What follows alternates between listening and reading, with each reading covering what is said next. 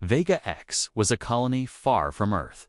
It was a place full of life, farms, tall buildings, and families who dreamed of a better future. The people there worked hard and lived in peace. Children played under the twin suns, and settlers believed they were safe from any danger. But then, all at once, everything changed. Commander Ian Hart sat alone on the bridge of the deep-range patrol ship Redstone. He was checking regular data reports from nearby systems. Vega X sent its signal every 6 hours. It was always the same quick message showing everything was normal. But now, it had been 16 hours since the last signal. Ian leaned forward. Confused, he sent a ping to Vega X. No reply. He frowned and sent another signal. Still, there was only silence. His crew, a small team of 7, began to gather around him. "Try their emergency line," Ian said. A soft hum filled the air as the communication tech ran the signal. Then something came through. It was a broken, static-filled message. The voice was hard to understand, full of panic and noise. "This is Vega IX. ... under attack. Not pirates ... they came from the sky ... huge ... fire." The message ended in a high screech and silence. Everyone froze. The tech stared at the screen in shock. Ian stood up quickly, marked the signal source, and sent a copy to Earth Command. "We need to launch recon drones immediately." Within minutes, the Redstone launched 3 scout drones. They vanished into fold space, heading toward Vega X. The crew waited in tense silence. After 20 minutes, the first images started to return. What they saw made their blood run cold. The colony was gone. Whole cities had been burned to black ash. Buildings were melted like wax. Giant marks were left in the ground, like something massive had landed or dragged itself across the surface. Trees were turned into charcoal. The oceans boiled in places. And then they saw the remains. Strange, huge bodies lay across the ruins. They were not human. Their shapes were twisted and alien, like monsters from a bad dream. Some had long, thin arms.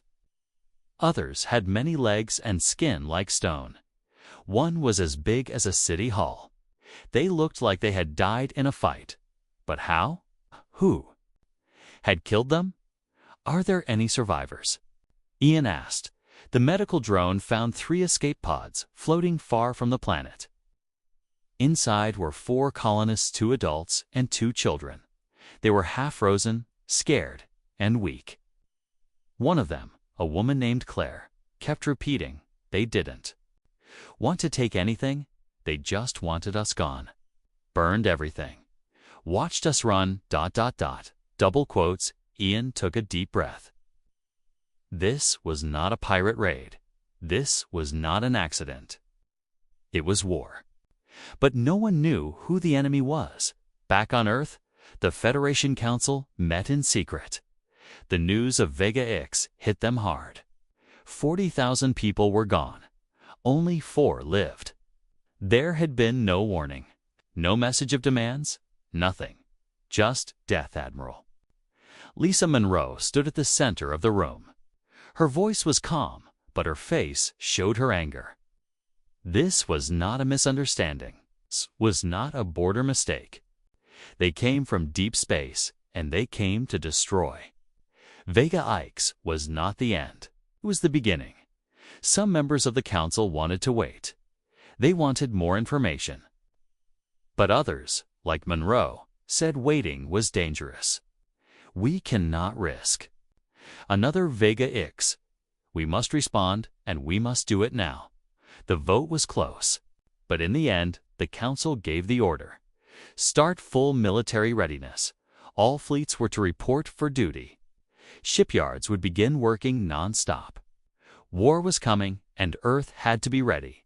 As for Commander Ian Hart, he stayed in orbit near Kalo Kaz. He stayed in orbit near Qualakea. You would be classed in Equalo. and leaves a wretch long-lasting color. All de qua wall-lasting color. Shipyards would begin working non-stop. War was coming. And I'm slow its qualo side.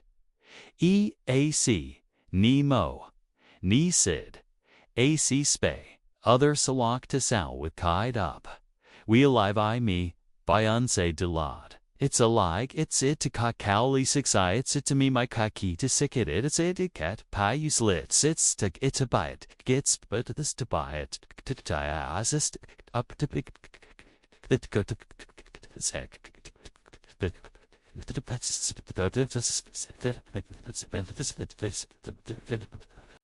Vega the Ninth, watching over the silent grave of the colony. He looked down at the burned planet, thinking of the lives lost and the families broken. He swore to himself that humanity would not forget this. The Redstone sent one last message to Earth. Vega X has fallen. Enemy unknown. Prepare for full engagement. The silence that followed was no longer peaceful. It was the sound of war waiting to begin. Captain Eric Dalton stood on the bridge of the cruiser Starblade. The ship was moving through fold space, heading toward Vega X. Eric had received the emergency call from Commander Hart. He had seen the images of the destroyed colony. Now, he had orders to investigate deeper. What had happened on Vega X had shaken everyone. Starblade exited fold space and appeared above the burned world. The skies were gray. Smoke still rose from parts of the planet. The crew looked down in silence. Eric gave a short order. Begin scanning the surface. Look for power signals, life signs, or anything strange. Drones flew down through the clouds. They moved over empty cities, black forests, and dead oceans. They found strange shapes, giant holes in the ground, deep scars in the land. In some places, the ground looked melted. Buildings were bent and twisted, as if pulled by invisible hands. Lieutenant Jason Moore turned from his screen. "Sir, we found something," he said. A drone had entered a half-destroyed city. In the center of the ruins was a large organic shape. It looked like a ship, but not like any ship humans had ever made. It was covered in dark skin with glowing lines that pulsed like veins. Eric nodded. "Send in a science team. Take full protection. We don't know what we're dealing with." The science team landed near the strange ship. They wore heavy suits with sealed helmets. As they got closer, they saw that the ship was alive, or had been. Parts of it were still warm. One part looked like a mouth with sharp teeth made of bone. The ship had no metal, no engines, nothing human. Dr. Helen Rivera, the science lead, walked slowly around the ship. "This isn't technology. It's biology. They grew this ship," she said. She touched a part of the skin. It felt like dry leather. "This isn't a ship we can fix. It's a living weapon." Back on the Starblade, more drone footage arrived. It showed several of these organic ships spread across the planet. Some had crashed. Others looked like they had died after landing. There were signs of fighting. Human weapons had burned holes into them. One drone found a dead soldier with strange burn marks across his armor. Eric watched the footage. His face was tight. They came here to destroy, but something fought back. Maybe the colony defense systems did more than we thought. Another signal came in. This time, it was from a probe near the fold space edge of the system. "Captain," said Jason, "we have sensor logs. A fleet entered from fold space 2 days before the attack. They didn't come from a known gate. They ripped their own hole in space." Eric looked at the data. The enemy ships had come in fast, hit the colony hard, and then left just as fast. But they didn't take anything. They didn't send a message. They just came, destroyed, and left. Why? Eric whispered to himself. Why attack a colony and leave no clue? The crew worked for hours, looking for answers. Then a quiet alarm sounded. A drone had found something deep underground. It was an old bunker, still powered. Inside were data, logs and recordings. Some showed people running, others showed giant shapes moving through the streets. One video showed a monster breaking through a building, its body glowing with red light. Eric ordered the footage sent to Earth. He stared at one screen, showing a child holding a toy, hiding in rubble. Then the screen went black. Later, they found a new message in one of the logs. A man's voice spoke calmly, but with fear. They are not machines. They are alive. They learn.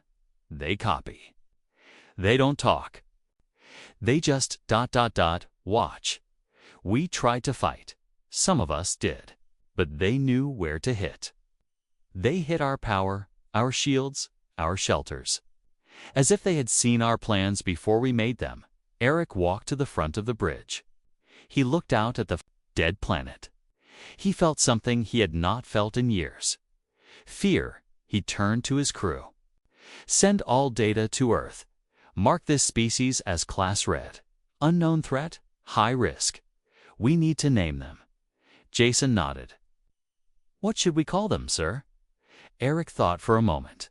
He remembered the damage, the way the colony was carved up like fields before harvest. Call them the harrowers. Later that night, Eric sat alone in his cabin.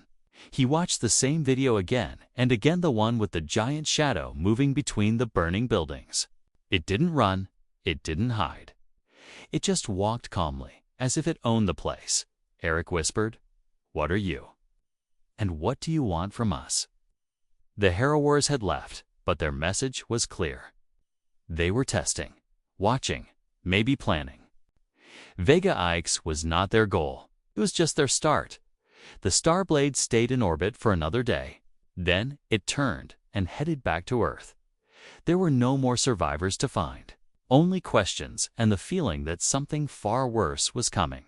And far across the stars in a cold part of space, new holes were opening.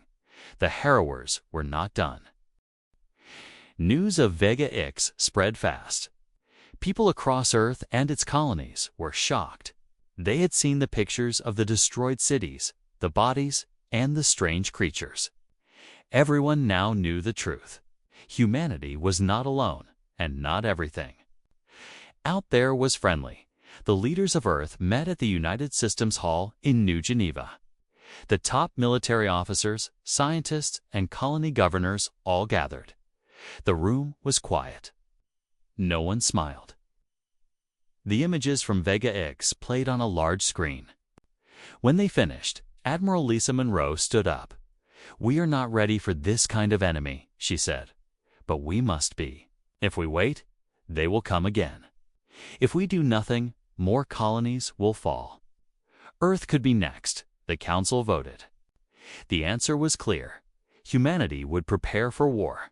Every shipyard, factory, and training center would begin working day and night. Old ships would be repaired. New warships would be built. Colonies would send their best people. Earth would call every pilot, engineer, and soldier in the busy shipyard of Mars orbit. Workers rushed to finish ships. The air was full of noise, welding sparks, engines humming, voices shouting. Maria Lane, a young engineer, stood on top of a large battleship called Guardian Flame. She wiped sweat from her forehead and looked out at the fleet. She had never seen so many ships before. Beside her, Noah Price, a quiet systems tech, checked. "The engine stats. This one is old, but it still has power," he said, tapping the metal. Maria nodded. "We have to make it ready. Fast. We don't know when they'll attack again." Ships came from everywhere. Mars, Europa, Titan, and even from the edge of the solar system. Each colony sent fighters, supply ships, and people. Even cargo haulers were changed into warships. One old mining ship, the Silver Talon, was now filled with missiles. Veteran soldiers returned to duty. One of them was William Brooks. He was tall, quiet, and had silver hair. He had once led a famous fleet in the War of Jupiter. He walked the halls of the dreadnought Liberty's Hammer. The ship had been in a museum. Now it was back in space, stronger than ever. Brooks stood before his new crew. Some of you are young, some of you are old, but we all have one job. Protect our people. Stop the harrowers. We fight not just to win, but to survive. All across human space, ships were being named and launched.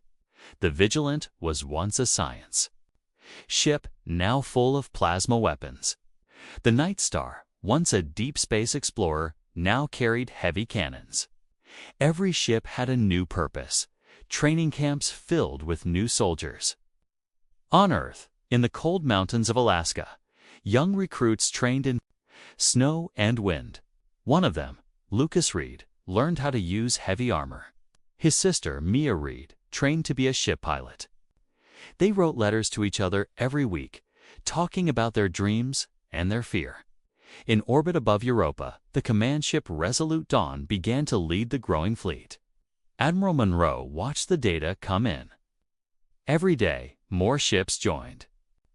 Soon, they would have enough to strike back. She called a meeting with her captains. On the screen, she showed the shape of a strange fold space gate. We believe the harrowers use these to enter our systems. We must find where they lead. And we must destroy every one we find. Captain Eric Dalton from Starblade spoke. We need a plan. These creatures are not like us. We can't wait for them.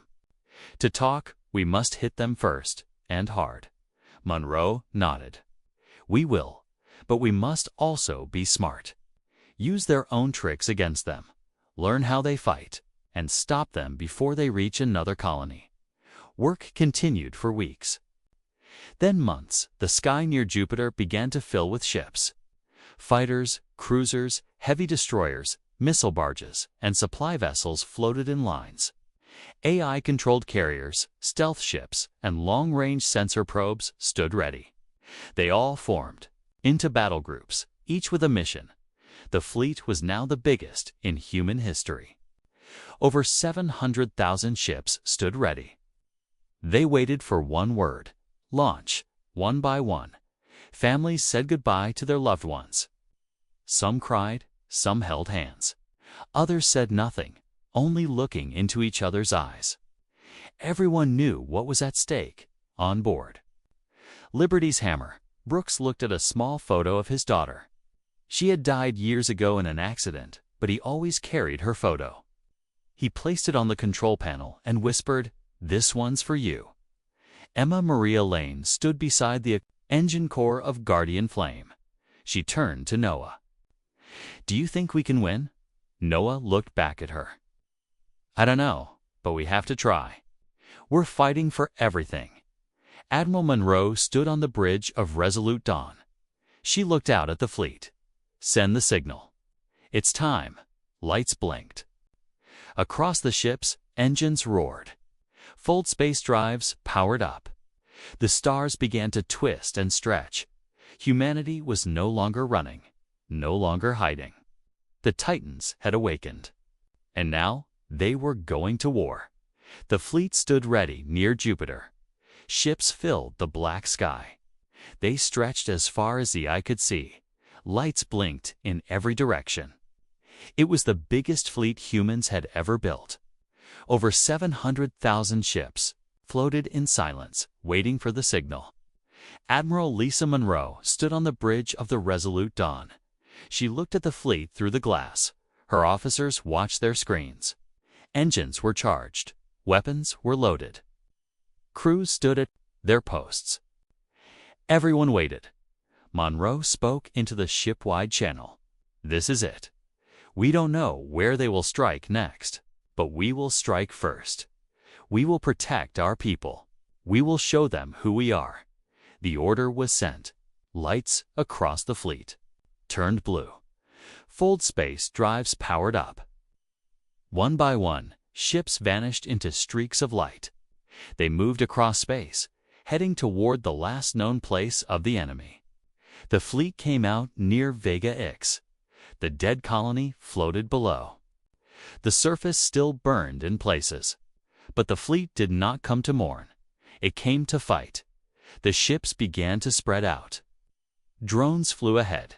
Fighters moved in tight formations. Command ships took position in the center.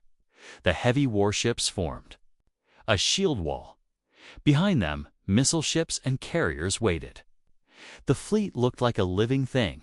Each ship had a name. Each had a story. The Silver Talon, once a mining ship, now had armor and heavy guns. The Vigilant, once used for science, now carried plasma lances. The Thunder Bay, a fast attack frigate, led the scout line. The Starblade, with Captain Eric Dalton, moved near the front. Liberty's Hammer, with Commander Brooks, floated at the heart of the fleet. Brooks walked the halls of Liberty's Hammer. He checked the weapons. He spoke to the crew. Many of them were young, fresh from training. They looked nervous. Brooks smiled softly. "You're ready," he said. "You're stronger than you think." In the engine room of Guardian Flame, Maria Lane wiped her hands. She had worked all night. The engines hummed with power. Noah Price looked over the readings. "Everything is holding. We can jump again if needed." Maria nodded. "Let's hope we don't have to run." The fleet waited. Then the first signal came. A scout drone picked up movement. Strange energy readings. Then dark shapes appeared. They came from fold space, but not like human ships. These ripped holes in space. The Harrowers had arrived. At first, only a few. Then hundreds. Then thousands. Their ships were alive, twisted, dark. Some were long and thin. Others were round and pulsing with light. They moved. In silence, no signals, no messages. Just power and fear. The Harrower fleet formed in strange lines. Their ships floated like they were thinking. Then they moved. The first wave hit the scout line. Thunder Bay fired its cannons. Explosions lit the sky. Other frigates joined, but the Harrowers moved fast. Their weapons were not normal. Green beams cut through shields. Acid pods stuck to ships and burned through metal. Ships began to fall. The Starlance was hit and broke apart. Nightwatch was caught in a net of glowing energy and torn in two. But the human fleet held the line. "All ships, fire," Monroe said. The command echoed through the fleet. The sky turned into fire. Missiles flew. Plasma lit up the darkness. Railguns sent massive rounds at high speed. Fighters danced between the big ships, shooting and dodging. Some Harrower ships exploded. Some turned and melted away. Marines aboard Bravery's Echo boarded one of the Harrower ships. They moved through tight, breathing tunnels. The walls pulsed with light. Strange sounds came from inside. The Marines planted antimatter bombs. As they ran back, they saw one of the creatures open its eyes. It screamed without a mouth. The explosion tore the alien ship in half. On the bridge of Starblade, Captain Dalton watched the battle. "They're learning," he said. "They're adapting." "How do you know?" asked his officer. "Because they're targeting our support ships now. They know how we fight." Dalton ordered his ships to spread out. He moved his group in a curve, flanking the Harrowers. Other captains saw what he did and followed. The fleet moved like a wave. Liberty's Hammer fired its main cannon. A long beam of energy hit one of the biggest Harrower ships. The alien ship tried to twist away, but it was too slow. It cracked open and drifted apart. Brooks stood at his post. One down, many more to go. Hours passed. The battle raged. Hundreds of ships were gone. Smoke and broken metal floated in space. But the human fleet pushed forward. They were hurt, but not broken. Then the Harrowers began to pull back. Slowly, they moved toward the fold space rift. They had lost many ships. The humans had fought harder than they expected. Monroe watched them go. "We held the line. We stopped." Them here. But this was only a piece of their strength. Eric Dalton stood on the deck of Starblade. He looked at the map. They wanted to see how strong we are. The battlefield around Vega X was filled with broken ships and fire.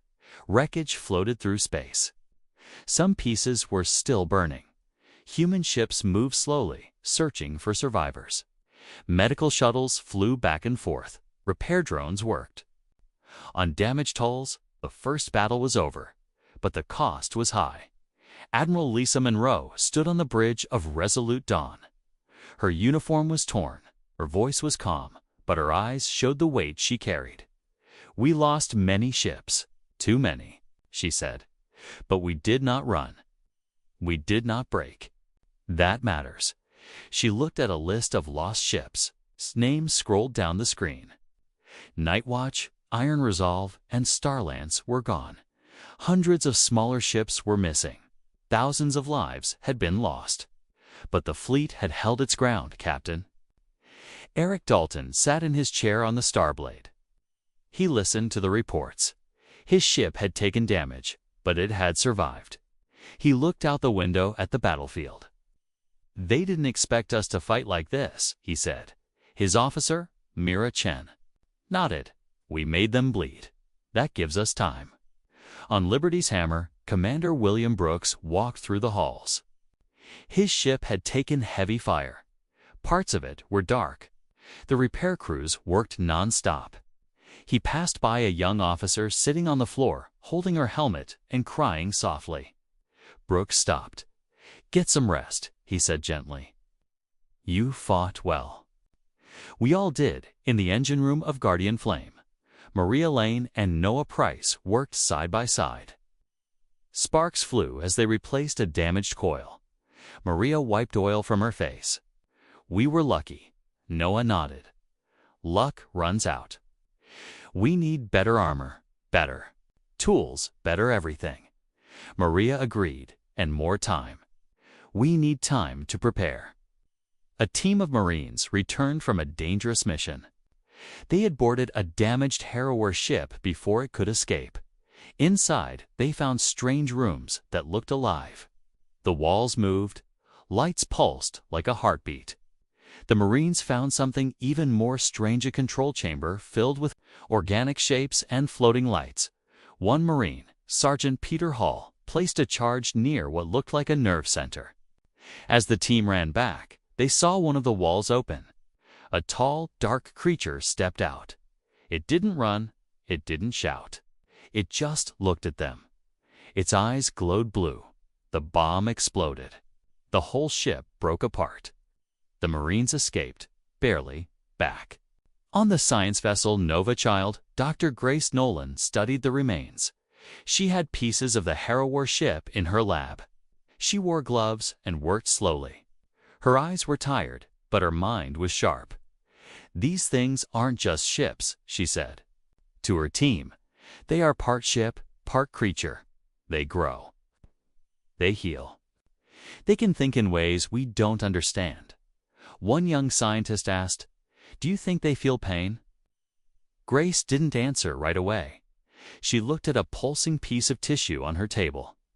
"I think they feel something, but I don't think it's like us. They don't care about pain or death. They care about learning."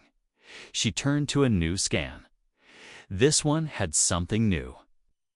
A copy of human brain patterns. They're taking parts of us, studying us, maybe becoming more like us. Word of this spread through the fleet. The Harrowers were not just fighters, they were spies. They didn't just kill. They learned with every attack. Every soldier they faced, every ship they damaged, they took. In that knowledge, Admiral Monroe called a secret meeting with the top officers. They met in a dark room aboard Resolute Dawn. She showed them the new data. They are evolving. Fast. The next time we face them, they will know more. They will be stronger. We need to think ahead. Be smarter. Strike before they are ready, Captain Dalton agreed. We need a mission deep into their space. We need to find out where they come from, what they want. If we sit and wait, they will come back stronger. Commander Brooks crossed his arms.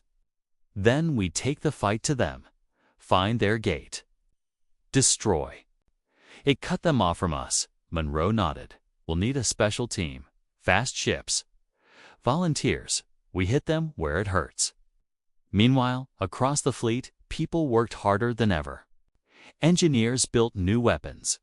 Scientists created shields that could resist harrower acid. Soldiers trained in zero-gravity combat. AI systems learned how to track harrower movement. Hope was not dead. Back on Guardian Flame, Maria looked at the new armor being loaded onto the ship. This isn't the end, is it? Noah shook his head. No. It's just the first clash. In space, near the edge of the system, something moved. Another fold in space began to open. But this time, the humans were watching. They were ready to fight. The first battle was over. Humanity had stood tall. But the war was far from done. The harrowers had seen their strength. Now the galaxy would. See if humans could strike back, and this time they wouldn't wait. The science vessel Nova Child floated in deep space, far from the main fleet. It was quiet inside, filled with labs, blinking lights, and the soft sound of machines working. Dr. Grace Nolan stood over a large table. On it lay part of a harrower creature. It was dark and soft, with small lights under the skin that blinked like tiny stars. Grace wore thick gloves and a clear face shield. She moved slowly, using special tools to open the body. Each time she cut deeper, she found more strange things: tubes filled with liquid, nerve lines that glowed, and small organs that looked like both machines and muscles. She spoke into her recorder. This is the sixth body we've studied. It shares no known DNA with any Earth life, but ... double quotes, she paused, staring at one spot. This one has human cells, not many, but they are there. This creature has taken in human tissue. Her assistant, Leo, looked at the scan. Could it have copied it from a fallen soldier? Grace nodded slowly. Yes, maybe. But it did more than just copy. It merged. It used the cells to make itself stronger, changed its body. That means it can learn and adapt from what it touches. Leo stared in shock. So the more we fight them, the more they become like us. Exactly, Grace said. They study us by fighting. They watch how we move, how we think. And then they become. Harder to stop, the news was sent to Admiral Monroe. She stood alone in her ready room on Resolute Dawn. Her hands were behind her back as she listened. When the message ended, she turned to the stars outside the window. They are using us to evolve, she whispered. They are not just a threat. They are a growing one. She called a high-level meeting. Only the top captains and scientists joined. Captain Dalton was there, as was Commander Brooks. Grace joined by video. Grace explained everything. They take memories. They copy brain patterns.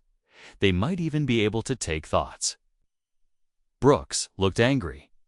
So every time we fight, we teach them how to destroy us better. Yes, Grace said. They do not talk. They do not ask. They just watch and they learn. Monroe leaned over the table. What do they want? Grace shook her head. We don't know. But I have a theory. Everyone turned toward the screen. Grace continued. Vega X was a test. They didn't take resources. They didn't try to hold the planet. They wanted to see how we react. I think they were testing our minds, our courage, our fear. Captain Dalton frowned. If they wanted to see how we respond, then they saw it. We fought back. Grace nodded. Yes, and now they will prepare for something bigger. Back on Nova Child, the team made a new discovery. Inside one of the brain-like cores, they found a pulse signal. It was weak but clear. It repeated every hour. Grace and her team decoded it. It wasn't a message in any known language, but it showed a pattern map. The pattern pointed to a distant part of space, far beyond human colonies. It was a place with no stars, only darkness, a dead zone. One probe had passed near there years ago. It had vanished. Admiral Monroe reviewed the findings. That could be where they come from, or where they build their ships. If we can reach that place, we might find the truth. Commander Brooks stood. Then we need a mission, a deep strike. Find out what's there, and end it if we can. Monroe agreed. We will form a small, fast team. Stealth ships, recon units, elite soldiers. No big fleet, just quiet eyes. The next few days were busy. A special task force was built. Captain Dalton would lead the operation from his ship, Starblade. Maria Lane and Noah Price were asked to join to handle tech and repairs. A small group of Marines would go to Umbreeze. Their goal, enter the Dark Zone, find the source of the signal, and return with answers. As the team prepared, Grace sent them one. Final warning, they will know you are coming. Be ready. They don't forget anything they see. Meanwhile, the rest of the fleet repaired and rebuilt. People trained harder. Weapons were improved. Ships were refitted with new shields. Everyone knew more battles were coming. Mia Reed, now a pilot, flew daily drills. She pushed her ship to the limit. Her brother Lucas trained with new armor and weapons. They wrote to each other every night. Their words gave each other strength. "I don't know what the Harrowers want," Lucas wrote, "but I know we won't let them take anything more." Not without a fight. On the bridge of Starblade, Dalton stood with his crew. "This mission won't be easy," he said. "But we must know what's out there. If we don't, we'll always be one step behind." The ship powered up. The engines glowed bright. As it moved toward Fold Space, Maria looked out the window. "Do think we'll find the truth?" Noah answered, "Yes, but we might not like what we find." The ship vanished into the dark. Behind it, the stars seemed to hold their breath. The Harrowers had tested humanity. Now it was time to test the Harrowers. Starblade moved through Fold Space like a ghost. No lights, no signals, only silence. Captain Eric Dalton stood on the bridge, watching the stars shift outside. His face was calm, but his eyes were sharp. This was the deepest mission any human ship had ever tried. They were heading into unknown space, following the strange map found in the Harrower core. Maria Lane sat in the engine room, checking the power systems. "Everything is working, but we can't stay in Fold Space too long, or we'll burn the drives." Noah Price adjusted the shield settings. "Let me know the second you see anything strange." "This place gives me a bad feeling." Dalton nodded. "Stay. Ready? We're entering the Dark Zone now." When the ship came out of Fold Space, there were no stars. Just a cold, black sky. The system was empty. No planets, no light. Only dust and silence. Then the sensors picked up something. A structure, floating far ahead. It was massive. Bigger than anything the crew had seen. A living gate. It pulsed with red and blue light.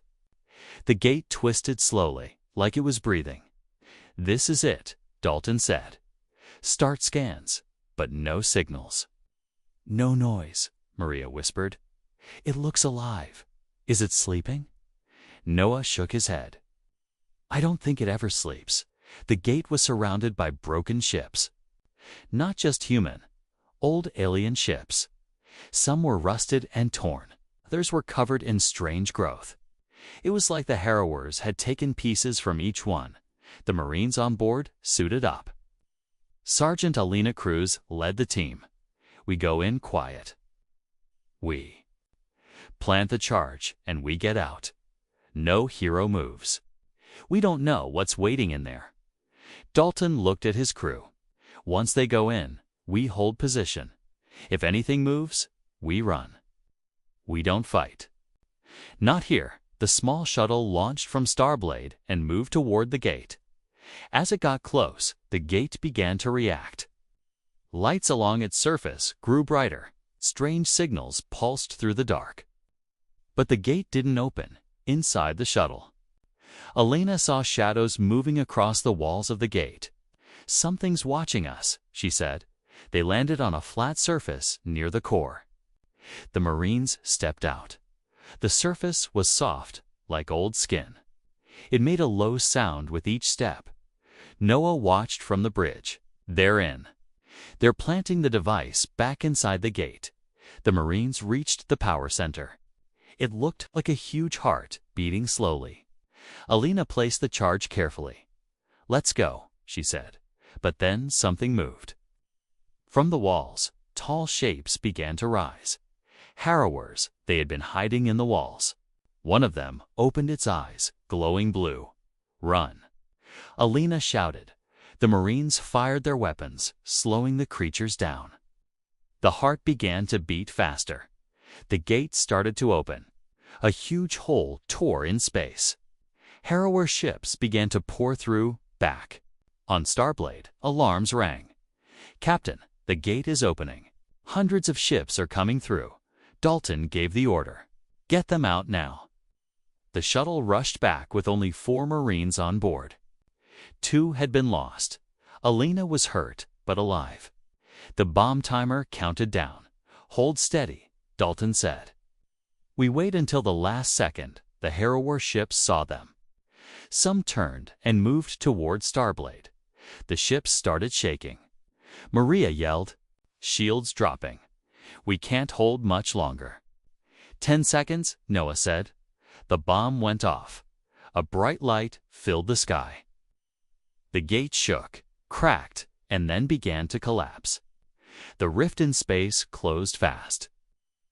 Harrower ships were caught between dimensions. They vanished with no sound.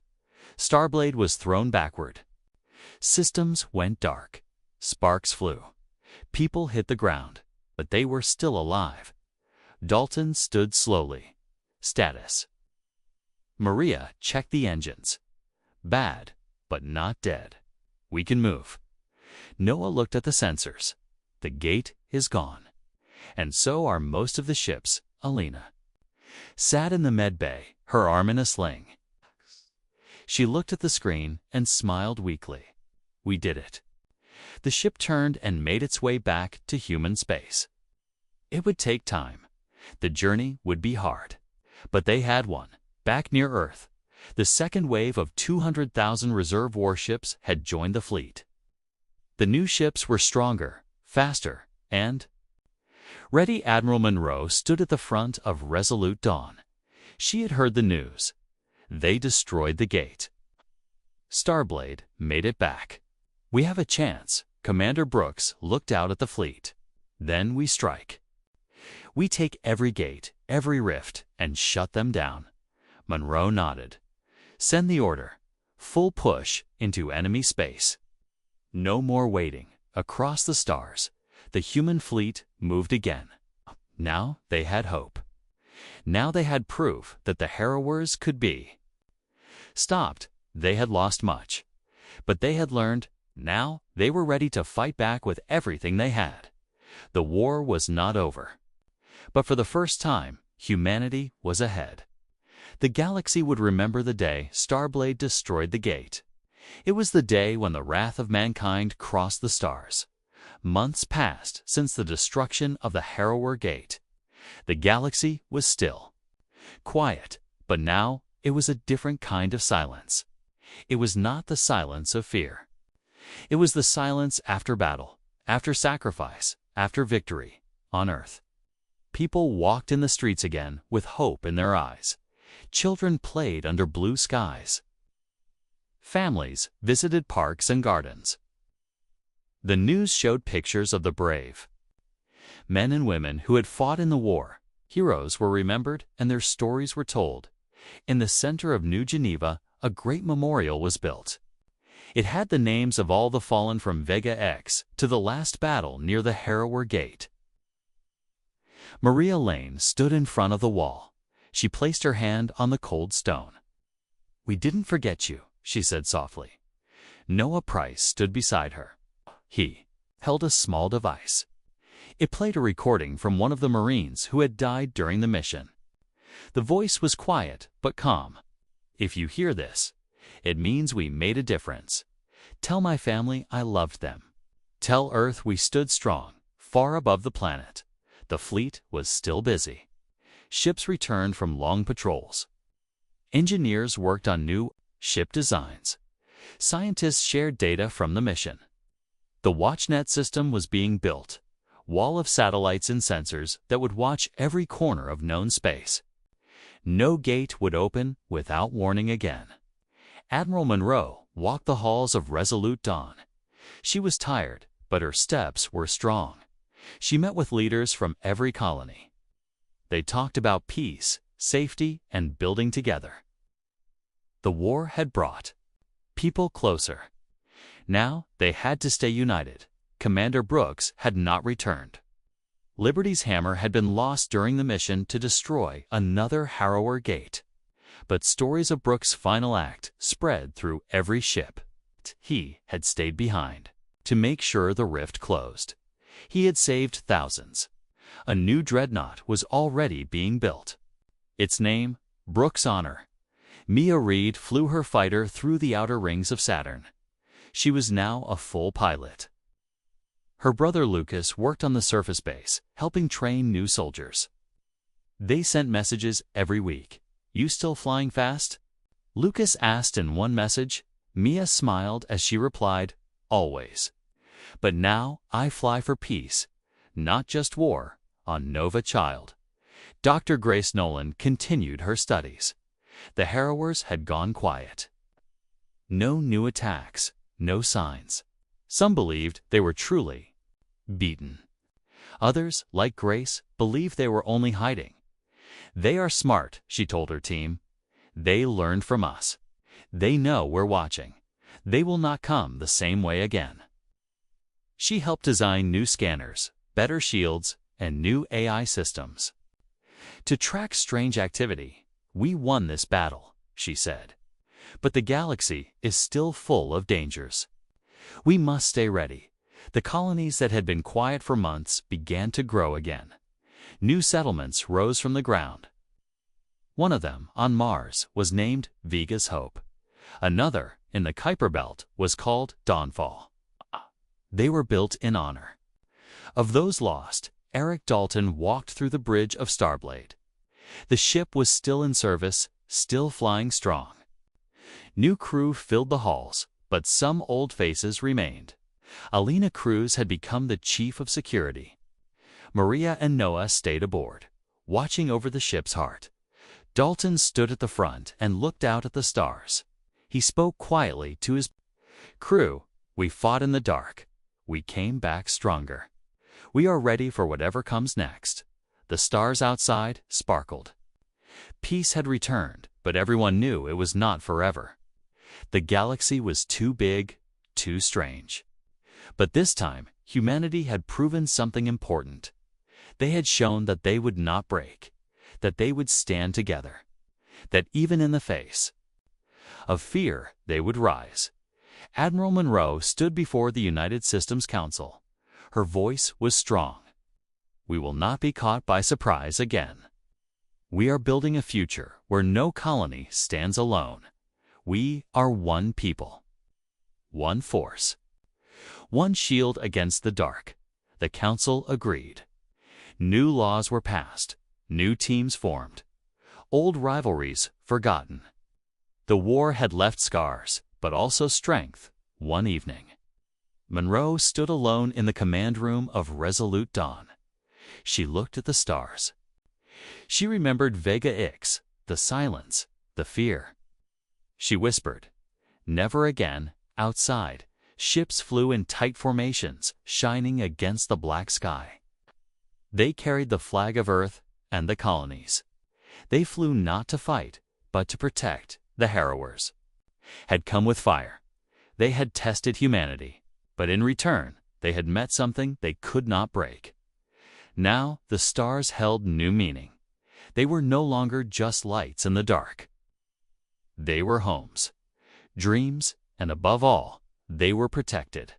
The galaxy had changed, and now it was humanity that cast the longest shadow.